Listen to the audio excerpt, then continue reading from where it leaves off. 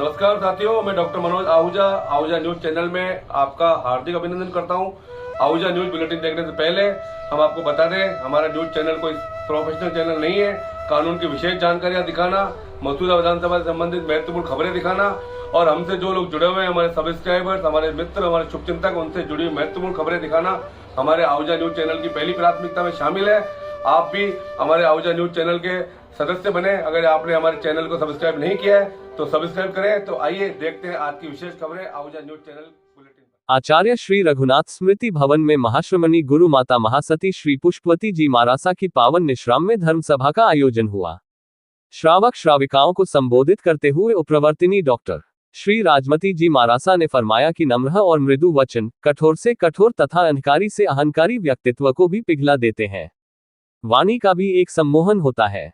प्रार्थना के शब्दों द्वारा वीतरागी आत्माओं का गुणगान करना उच्च कोटि की प्रार्थना है। मन की मलिनता दूर हटकर मुक्ति द्वार भी सच्चे यसे की गई प्रार्थना और जप जाप से खुल जाता है। दृढ़ संकल्प और संकल्प के अनुसार प्रयास और श्रद्धा पूर्वक आराधना आत्मविश्वास और शक्ति जुटाती है। आध्यात्मिक प्रगति और भौतिक सुख साधनों की प्राप्ति प्रार्थना का विलक्षण प्रभाव है। साध्वी डॉक्टर राजरश्मि जी मारासा ने फरमाया कि अगर सुखमय जीवन व्यतीत करना है तो ईर्ष्या और अहंकार त्याग कर सहनशीलता और क्षमा को धारण करें। आनंदमय जीवन जीना है तो लड़ाई झगड़ा त्याग देना चाहिए। जीवन ममता को कर समता लाने, ज्ञान, ध्यान, व्रत, साधना और आत्मा कल्याण के लिए है। नव दीक्षिता साध्वी श्री राजकीर्ति जी मारासा ने फरमाया कि उत्तम खानदान का व्यक्ति न तो पाप करता है और न ही चोरी, जुआ, मांसाहार आदि निंदनीय कार्यों में कदम बढ़ाता है। जैन संस्कृति की सुरक्षा के लिए मन, वचन, काया से हिंसाजनक प्रवृत्तियों से बचता है और प्राणी मात्र के हित की कामना करता है। रात्रि भोजन, परस्त्री गमन, मद्यपान से भी उत्तम व्यक्ति दूर रहता है और सात्विक जीवन में धर्म आराधना करता हुआ भव को सार्थक करता है। श्री संपत तातिर ने जानकारी दी कि 6 दिसंबर 2024 को प्रातः 8:30 बजे विघ्नहरण सर्वसिद्धिदायक उवस्यगहर स्तोत्र का जाप होगा।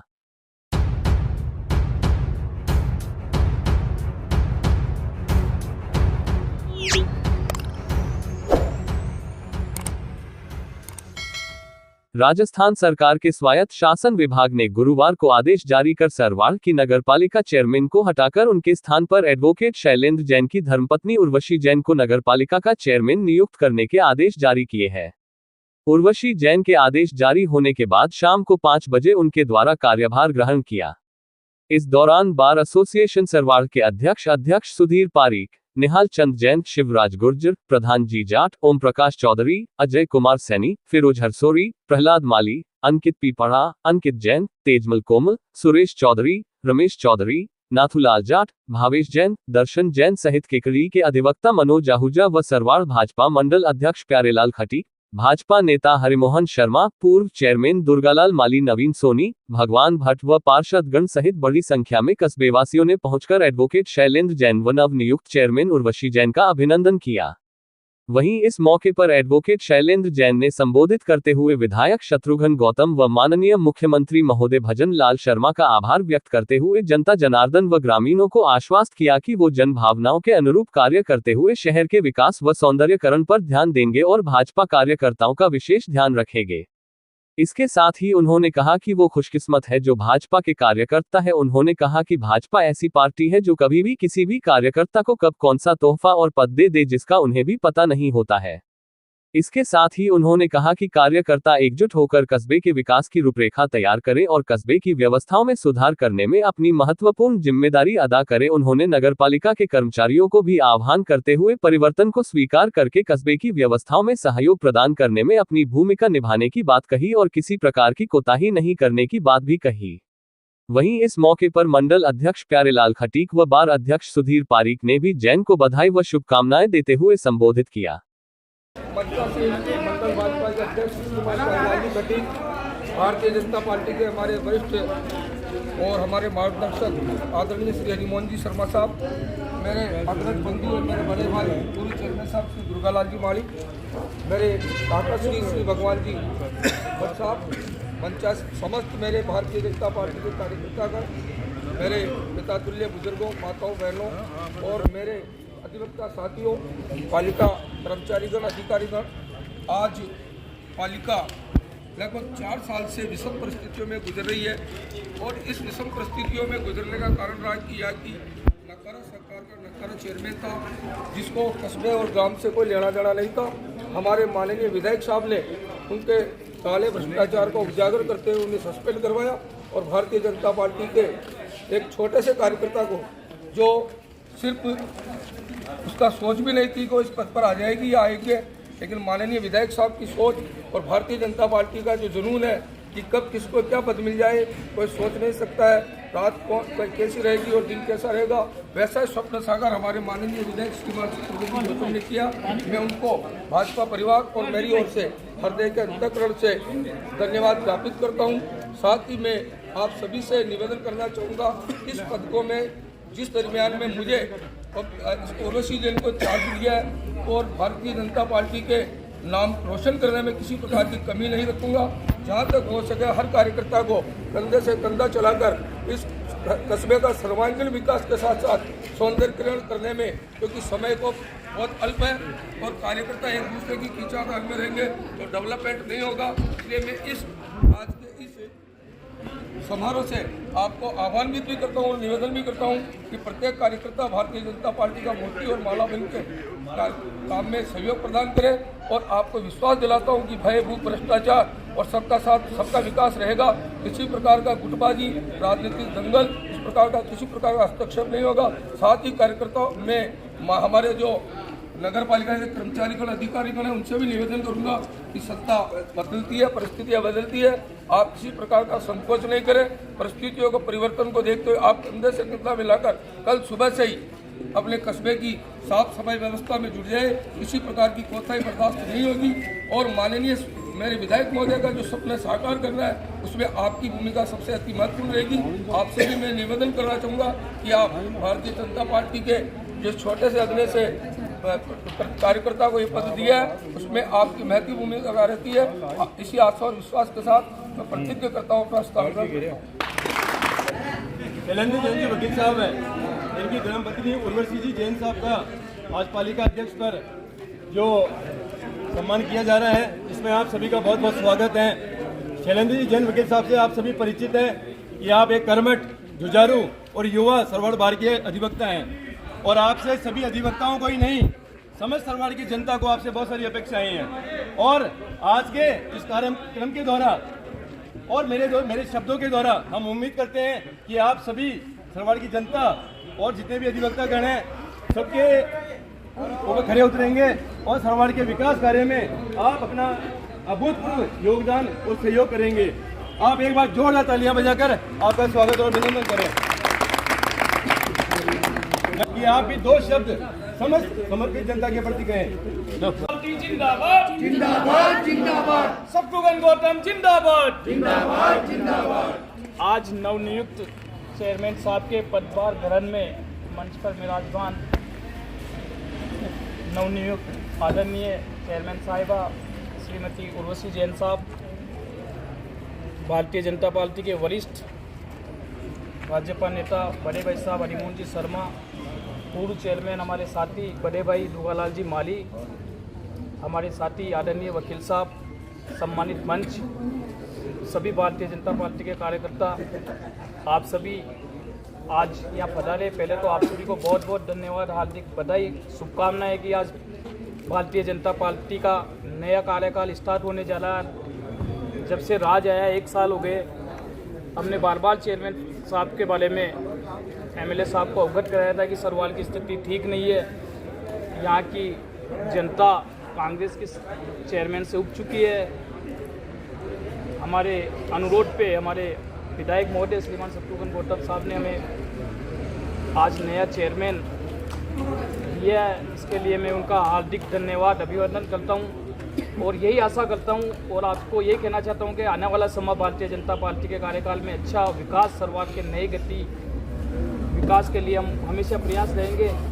आप सभी यहाँ पधारे, बहुत बहुत धन्यवाद। जय हिंद, जय भारत।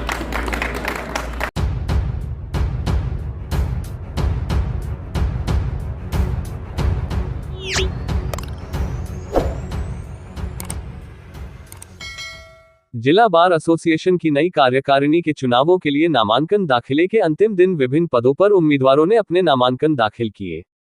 इस बार एसोसिएशन के अध्यक्ष पद हेतु अधिवक्ता डॉक्टर मनोज आहूजा व राम सिंह राठौड़ के मध्य सीधा मुकाबला होगा। वहीं अन्य पदों पर 3 से 4 उम्मीदवार आमने सामने होंगे, जिनके बीच चुनाव होगा। निर्वाचन अधिकारी भंवर सिंह राठौड़ ने बताया कि बार एसोसिएशन के केडी के नई कार्यकारिणी के चुनाव हेतु 2 दिसंबर से नामांकन प्रक्रिया प्रारंभ हो गई थी। उन्होंने बताया कि अध्यक्ष पद हेतु डॉक्टर मनोज आहूजा व राम सिंह राठौड़ ने अपना नामांकन दाखिल किया है। वहीं उपाध्यक्ष पद हेतु शिव प्रसाद पाराशर, धर्मेंद्र सिंह राठौड़, द्वारका प्रसाद पंचोली, केदार मल चौधरी ने नामांकन दाखिल किया है, जबकि महासचिव पद हेतु नंदलाल बैरवा, विशाल राजपुरोहित, कालूराम गुर्जर, दुर्गालाल वर्मा व मुकेश कुमार शर्मा ने आवेदन प्रस्तुत किया है। इसी प्रकार कोषाध्यक्ष पद हेतु जितेंद्र राजपुरोहित, कमलेश कुमार शर्मा, धर्मेंद्र सिंह राठौड़ तथा वित्त सचिव हेतु रामेश्वर कुमावत, दुर्गालाल वर्मा व कमलेश कुमार शर्मा ने आवेदन दाखिल किया है, जबकि पुस्तकाध्यक्ष पद हेतु अतुल दादीच व इमदाद अली ने तथा सामाजिक एवं कल्याण सचिव पद हेतु सचिन कुमार राव, कमलेश शर्मा व इमदाद अली ने नामांकन दाखिल किया है। कार्यकारिणी सदस्य के 4 पदों हेतु आदिल कुरैशी, नंदलाल बैरवा, रविंद्र कुमार मेवाड़ा व रेहान नकवी ने नामांकन दाखिल किया। सहायक निर्वाचन अधिकारी नवल किशोर पारीक ने बताया कि उम्मीदवारों के आवेदनों की जांच 6 दिसंबर को दोपहर 2 बजे की जाकर प्रत्याशियों की सूची का प्रकाशन किया जाएगा तथा उम्मीदवार 7 दिसंबर अपराह्न 3 बजे तक अपना नामांकन वापस ले सकेंगे। इसके बाद सायं 5 बजे अंतिम सूची जारी की जाएगी। सहायक निर्वाचन अधिकारी पारीक ने बताया कि बार एसोसिएशन की कार्यकारिणी के अध्यक्ष सहित विभिन्न पदों के लिए 13 दिसंबर को सुबह 9:30 बजे से अपराह्न 3 बजे तक मतदान होगा।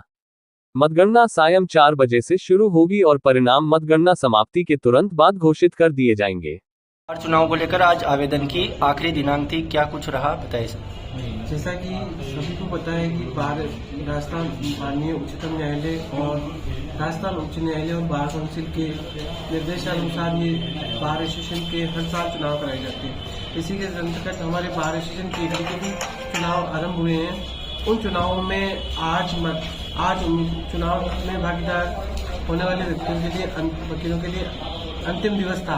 अंतिम दिवस पर अध्यक्ष हेतु 2 आवेदन प्राप्त हुए, जिसमें एक श्री मनोज जी आहूजा और दूसरे हैं श्री राम सिंह जी राठौड़। इसी तरह से उपाध्यक्ष हेतु हमें 4 आवेदन प्राप्त हुए और महासचिव हेतु 3 आवेदन प्राप्त हुए और कोषाध्यक्ष हेतु 3 आवेदन प्राप्त हुए। वित्त सचिव हेतु 3 आवेदन प्राप्त हुए। पुस्तकालय अध्यक्ष हेतु 2 आवेदन प्राप्त हुए। सामाजिक एवं कल्याण सचिव हेतु 3 आवेदन प्राप्त हुए और कार्यकारिणी सदस्य के लिए 4 आवेदन प्राप्त हुए। आगामी कल इन सभी आवेदन पत्रों की जांच होकर 7 तारीख को विड्रॉ का दिवस है। जो विड्रॉ के पश्चात जो चुनाव में लड़ने वाले भागीदार रहेंगे, उनकी अंतिम सूची का प्रकाशन शनिवार को कर दिया जाएगा। मतदान कब है इसकी पूरी जानकारी? मतदान 13 दिसंबर को 2024 को होगा, जो उसके पश्चात सभी तैयारियां हमारी माकूल व्यवस्था कर रही है।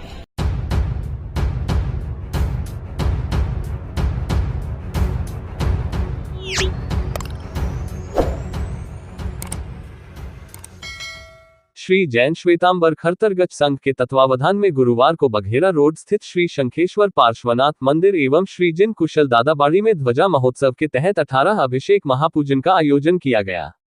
परम पूज्य अमरूधर ज्योति साध्वी मणिप्रभा श्री जी मां सा की सुशिष्या साध्वी सद्भावना श्री जी मां सा साध्वी आत्मरुचि श्री जी मां सा साध्वी धैर्यनिधि श्री जी मां सा एवं साध्वी समरुचि श्री जी मां सा के पावन सानिध्य एवं खाचरोदमा प्र से आए विधिकारक पंकज भाई चौपड़ा व संदीप सिसोदिया के निर्देशन में श्रावक श्राविकाओं ने जिनेंद्र प्रतिमाओं पर 18 अभिषेक किए एवं अष्टद्रव्यों से पूजा की। भजन गायकों ने परमात्मा बनी जाशे मारो आत्मा, पारस प्यारा लागो, मेरे दोनों हाथों में ऐसी लकीर है, प्रभु से मिलन होगा मेरी तकदीर है सहित एक से बढ़कर एक सुमधुर भजनों की रसगंगा बहाई। महापूजन के दौरान मंदिर परिसर जयकारों से गूंज उठा। महापूजन के दौरान लाभार्थी परिवार के शांतिलाल चौरड़िया, पारस मल सोनी, अमित धूपिया, विनीत चौरड़िया आदि सदस्यों ने जिनेंद्र प्रतिमाओं को चंद्र दर्शन एवं सूर्य दर्शन कराए। महाआरती के बाद लाभार्थी परिवार के सदस्यों ने शांति कलश किया। इस मौके पर जितेंद्र सिंघवी, गौतम चांद बगानी, गौतम रूपावत, भावरलाल मेरथवाल, उमरावमल मेरथवाल, शीतरमल मेरथवाल, निहालचंद मेरथवाल, नीरज लोढ़ा, नवीन ताथिर, दीपक धूपिया, बंटी चौरड़िया, छोटू सिंह पालरेचा समेत समाज के अनेक महिला पुरुष मौजूद रहे। अध्यक्ष जितेंद्र सिंघवी ने बताया कि शुक्रवार को सुबह 70 भेदी पूजा पढ़ाई जाएगी। अभिजीत मुहूर्त में मंदिर के शिखर पर नवीन ध्वजा का आरोहण किया जाएगा। बाद में स्वामी वात्सल्य का आयोजन होगा।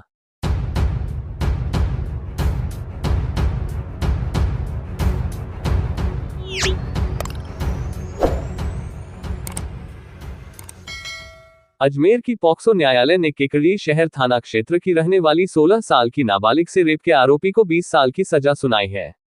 आरोपी पर 1,55,000 के अर्थदंड से दंडित किया है। आरोपी पीड़िता का रिश्ते में लगने वाला भाई है। वह बुआ के बीमार होने का कहकर पीड़िता को अस्पताल नहीं ले जाकर अलग अलग जगह पर ले गया और दुष्कर्म किया था। पॉक्सो कोर्ट 1 के सरकारी वकील रूपेंद्र परिहार ने बताया कि 17 जुलाई 2023 को 16 वर्षीय पीड़िता के परिवार ने केकड़ी शहर थाने में शिकायत दी थी। शिकायत देकर बताया कि 15 जुलाई को रात्रि में 8 बजे वह बाजार में दुकान पर सामान लेने गई थी, लेकिन वह 2 घंटे बाद भी नहीं पहुंची। जिसकी तलाश की गई लेकिन उसका कुछ पता नहीं चला। इस बीच सूचना मिली कि एक युवक उसे बहला फुसलाकर अपने साथ ले गया। मामले में पुलिस ने मुकदमा दर्ज कर कार्रवाई के निर्देश दिए थे। सरकारी वकील रूपेंद्र परिहार ने बताया कि किसी बीच पुलिस थाना केकड़ी शहर के द्वारा नाबालिग पीड़िता को दस्तयाब किया। पीड़िता ने 161 और 164 के बयानों में बताया कि आरोपी उसे रास्ते में मिला और बुआ बीमार है, उसे अस्पताल मिलवा कर लाने की कहकर अपने विश्वास में ले लिया। मोटरसाइकिल पर बैठकर आरोपी उसे अस्पताल नहीं ले जाकर उसे खेत में और जयपुर के बाद अलग अलग स्थान पर ले जाकर उसके साथ रेप किया। पीड़िता के बयानों के बाद पुलिस ने कार्रवाई करते हुए आरोपी को गिरफ्तार कर लिया। गिरफ्तार कर आरोपी के खिलाफ न्यायालय में आरोप पत्र पेश किया गया। रूपेंद्र परिहार ने बताया कि गुरुवार को मामले में कोर्ट में सुनवाई हुई। अभियोजन पक्ष की ओर से 13 गवाह और 25 दस्तावेज पेश किए गए।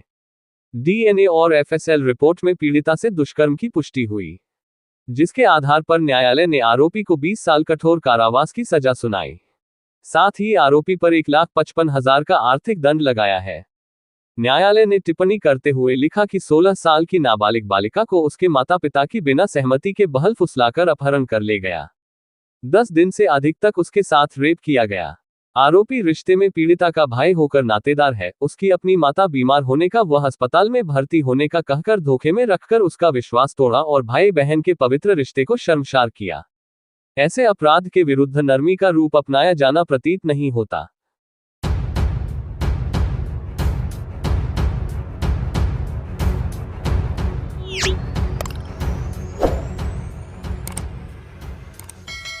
वराह मंदिर प्रांगण में चल रही 8 दिवसीय श्रीमद्भागवत कथा ज्ञान यज्ञ के चतुर्थ दिवस पर कृष्ण जन्मोत्सव की कथा में भक्तों का हुजूम उमड़ पड़ा। आयोजन समिति के प्रवक्ता सत्यनारायण पाठक ने बताया कि व्यासपीठ से कथावाचक अनामिका श्यामकुटी श्रीधाम वृंदावन ने चतुर्थ दिवस की कथा में बताया कि भगवान सभी पर समान रूप से कृपा बरसाते हैं। उन्होंने गजराज व मगरमच्छ व हिरण्याक्ष व हिरण्यकशिपु की कथा का वृत्तांत सुनाया। गुरुवार की कथा में कृष्ण जन्मोत्सव की कथा का बड़ा ही मार्मिक चित्रण का वर्णन सुनाया। इस मौके पर भगवान श्री कृष्ण के जन्म की जीवंत झांकी सजाई गई। धर्मसभा में जैसे ही भगवान श्री कृष्ण की जीवंत झांकी लेकर आई गई, सभी श्रद्धालुओं ने नंद के आनंद भयो जय कन्हैया लाल की, हाथी घोड़ा पालकी जय कन्हैया लाल की के जयघोष से वातावरण को गुंजायमान कर नाचने झूमने लगे। बधाइयां गाई गई तथा मिठाइयां वितरित की गई। इस मौके पर भगवान लड्डू गोपाल का वैदिक मंत्रोच्चारण के साथ पूजा अर्चना मुख्य यजमानों द्वारा की गई। कथा के दौरान भजनों की मधुर स्वर लहरियों पर महिलाएं व पुरुष झूमकर नृत्य करते रहे। कथा के अंत में महाआरती कर प्रसाद वितरित किया गया। कथा सुनने बघेरा सहित काबरिया, नयागांव, कुमावतान, हरिरामपुरा, दाबदुम्बा व थली मोड़ से श्रद्धालुओं की भीड़ उमड़ रही है।